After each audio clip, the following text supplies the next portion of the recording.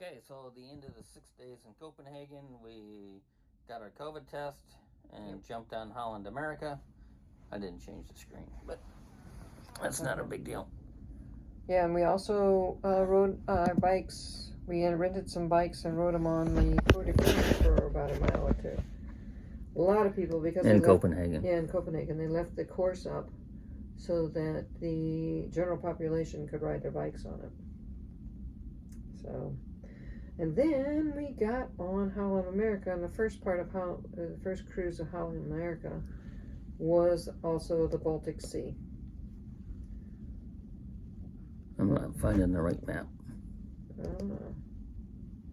This one.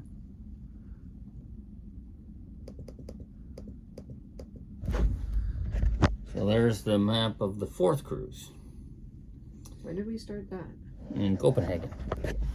So we went to another town in Denmark, up to Gothenburg, and then Oslo, our house, and then back to Stockholm, back over to Rostock and Kiel, and then back to Copenhagen. So yeah, it was quite interesting. We left Copenhagen and we were going up to probably Oslo, and we're doing 6 knots because we had a sea day. So obviously they've had a lot of issues with this cruise. They were originally scheduled to go to St. Petersburg and some of the old Eastern Bloc countries, but they canceled all that. I think Finland, Helsinki was on there at one point, and they ended up canceling a lot of that stuff. Yeah. So we got to go up to Oslo, Gothenburg, and then Stockholm. We actually went into the port so we could actually go walk the city, which was nice. Yeah. And yeah, same thing. We would just go walk the cities. I think the weather got a little bit better. But a lot of sea days on that one. So went to Rostock, did the same thing, rented bikes, and then in Kiel we got to see Anna, one of our cousins. That was good. She came up and spent the day with us, and we walked around. We walking 10 miles a day or so. So we might have wore her out, but she had fun. Yeah, we showed her what we'd found when we were in Kiel the first time. So, and then when we were in Stockholm, I just showed, we were out walking, and Phil found for us, I don't know how, but it was like a deer preserve, 3 or 4 different types of deer. And the locals, you went through 2 gates and you were able to go in, and the locals would come in with fruit and vegetables, and the deer were following them around and eating out of their hands. And it was such a cool experience. So we really enjoyed that. It's if you get out and walk, you can really find some really interesting things in the back of Beyond. So and then the 5th cruise, 5 of 5, as we were counting them. So it was Copenhagen. There you go. Yep. Oslo up to Iceland, 4 stops in Iceland, over to Greenland, and then 2 stops in Canada, or 2 stops in Greenland, 2 stops in Canada, and tomorrow will be Boston. So Oslo was nice the second time. We had decent weather, so we hiked up the mountain to the nice spot. That's where we found some old bunkers and caves. Some wood, little wood that was big. Yeah, they're big on wood statues. They'd take tree trunks and cut them into different things, which is pretty cool. Yeah, we even found over in Europe, well, they have the Ford Mustang, it's electric, so 4-door. Yeah, a lot of electric cars. Yep. A lot more than what's in the United States. So, so after Oslo, we went over to Akureyri, Iceland. And I don't think that was a really big city. No, but we had a good hike in there. Yeah. A lot of waterfalls. It was just a beautiful day. And it was nice and cool, and so you could walk and enjoy the weather and not have to worry about overheating. So, yeah, there were some hot springs in the area, but they were a ways away. There was some museum that we wanted. I think it was Reykjavik. So yeah, once we got to Reykjavik, we were there overnight. So we were there for 48 hours basically, and we found a the big thing to do is spend $80 and go to the Blue Spring thermal baths, and I actually found a thermal bath in Reykjavik that was free. So it's just right in one of the bays, and it was really nice. Yep. It was quite a hike out there, but at this point we're used to 10 or 12 miles a day was the norm anyways at this point. So that was really cool, and their downtown was pretty cool. We went to the ice bar Yep. one day, and then so yeah, Iceland was pretty cool. It's I'm pretty sure we'll go back. We didn't do the Golden Circle, and then there was another route. Yeah. So we didn't do either of those because we kind of expect to go back at some point. Yeah. So that was pretty cool, and then we headed over to Greenland, and that's when we do St. Christian Sound, which is gorgeous. We sat up on the top deck for, I don't know, 8 hours, just enjoying the view of the glaciers, the icebergs, all the different things, and that was much better than the Alaska Inside Passage, with the exception of the jet ski trip through the passage, the Alaska Passage. So, yeah, that's going to be hard to beat, anyways. So, but yeah, we got to see some glaciers caving and get fairly close to icebergs and stuff, and so that was kind of cool. That was a neat experience. And then we went to the first town, which is Grundarfjörður. I always think of Betty White when she was doing her one skit trying to pronounce these names. Well, I mean, we before we got to Iceland, we actually got a certificate saying we went through the Arctic Circle. Yep, that was what was our highest point? 63.3. Yeah. So 66 degrees 30 minutes 00 is what it showed us was our high point. Also the sun. Yeah. Oh, the sun. When we were up, in Greenland and Iceland. Actually, pretty much most of the trip. I don't know if you can see that or not. Yeah. So, most of the trip, the sun would set at 11 o'clock and get up at 3. Pretty much any time we were above Dover. Yeah. So. The summer of a lot of sun. I remember getting up at 2 o'clock in the morning and still seeing an orange haze, like the sun just set. So. It may have went down. I don't think we ever had it officially stay up 24 hours, but we were down to, I think, 3 hours at night. So, but the rooms blocked out the sun really well. They've got good curtains. So, and then we went to leaving Greenland, it was like adding hours. I mean, we went from like 3 hours a night to like 6. Yeah. So it's like, oh wow. Yeah. So, of darkness. So. But Greenland, we had 2 stops in Greenland. The first one, I think, 2,700 people or something in the city. So, and the boat can hold 2,700, but I think there's around 1,200 down there.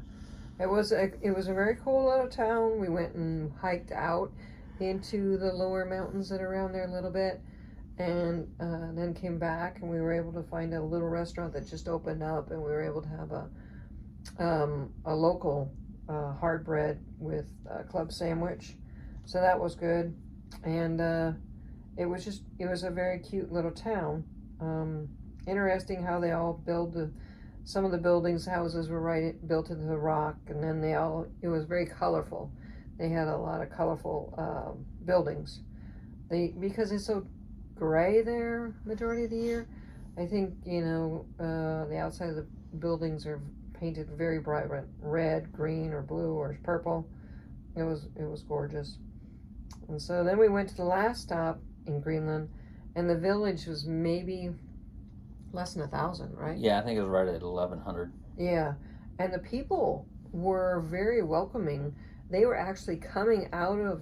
We even saw 2 the kids in the classroom. They were coming out on a field trip and going walk through the town just so they could the kids could see us.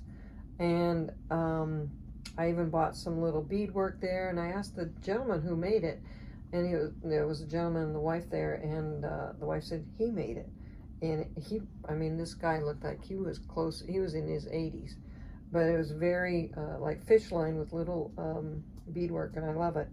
And Phil even, one of the boys that was walking around, I'd say maybe a 9 or 10-year-old, he picked up, what is it, a little coin? You got it? Yeah, 50-cent piece of what is it there? Danish Denmark or whatever it is. And he was handing it to Phil. So it was worth about a penny. no, I don't even think it was worth that much. So, yeah. Anyways, I gave him $5 for it. So it made his day. I don't know if he'll try it and get it again, but he won't get that much money from the next person. The second stop is where we really enjoyed. Bought a bottle of wine and sat on the rock and just hung out for a little while. Had a great buzz. And then we got a hangover. Yeah, the headache afterwards was really good too. But we were drinking kind of quick, so. Yeah, we learned our lesson on that one. So, and then, so after that we had a sea day or two, and then we got into, what's our first one? St. John's. St. John's, yeah. And we hiked out to 3 miles out to our restaurant, and then we started to go up a mountain or a hill, and decided to turn around and head back. So, which was good because then it turned into rain, and then so nice little city to walk around. Lots of shopping to do, I guess. Yeah. A lot of. It seems there's something about hiking the Eastern Trail or something. Yeah, we had 3 young men that were. It's a common thing up there. So there were a lot of sports stores, a lot of hiking stores. So. Yeah. So we went in and found that. And then after that was Halifax. That was yesterday. Yeah, yesterday. And they were having a festival along the boardwalk. It was for the Barkers. Yeah, there was 2 festivals going on. Yeah, the Barkers are people who can, they on a corner playing music or juggling. Street or whatever, entertainers from around the world. so that they could get money. And then we walked on further. And it was also a national day for Canada, or Natty Day, they called it. There was going to be a parade we walked by. So, and then we went and walked all the way to, they have, in one of the graveyards, they have some graves from some of the victims from the Titanic.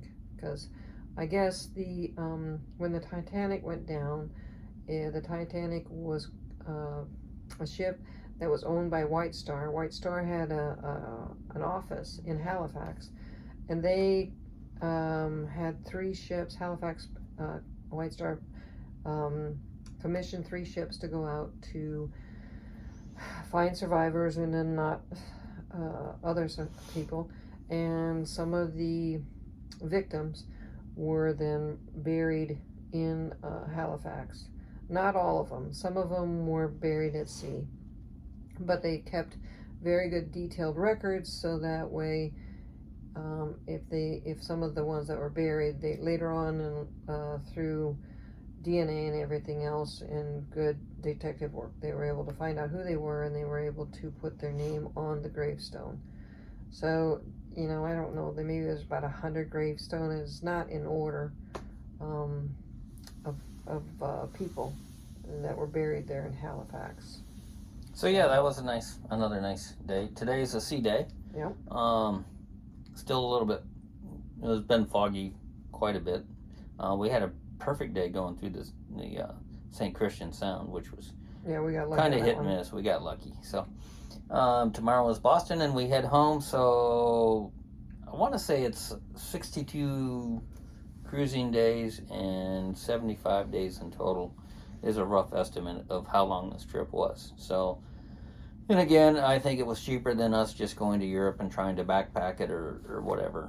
Yeah, because of everything we covered. And much simpler because the food's already cooked. We get off, we hike around till 3 or 4 o'clock, and then you head back to the ship and you eat. You don't have to cook it. You don't have to do anything. You're taken care of. Plus, you know where your room is. So. Don't have to drive somewhere, don't have to get lost, don't have to pay for the gas, the insurance. And then every night, there's more TV movies on Holland. There wasn't any movies on... Yeah, Pride there wasn't. Yeah, on Pride TV had no news, no Yep. No nothing. Whereas this one's got news, BBC. movies, Yeah. and sports and some other things. Yeah, we even got to find out what footy. Australian footy. Yeah, it's a very interesting sport. I wish we could maybe have to see if we can get some of that highlights on YouTube for footy, because it looks like an interesting sport to follow. So it's been a great trip. Did we get homesick throughout the trip? Near this last 5-6 days, not homesick as much as like I'm just very ready to go home. So yeah, I don't think it's homesick. I knew after Greenland I really wasn't too excited about Canada, so that was just kind of a filler. But all in all, it's an amazing trip that we've been blessed to be able to do all these things that we've done. So yeah, very blessed. I would do it again in a heartbeat. One other thing I'd add, on Holland America, there is a priest on board, so you're able to go to mass on either Saturday or Sunday or every day if you wanted to.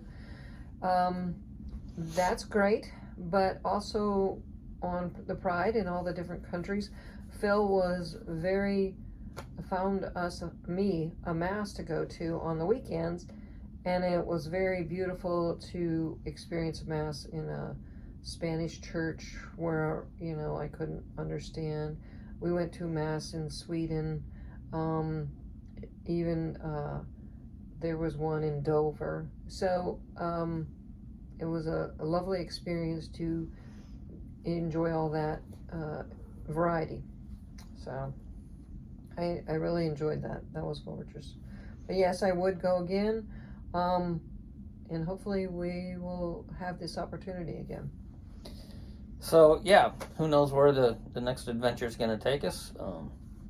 Now that we've learned a lot of cruising ins and outs from the Pride, there were so many people doing back-to-backs on there.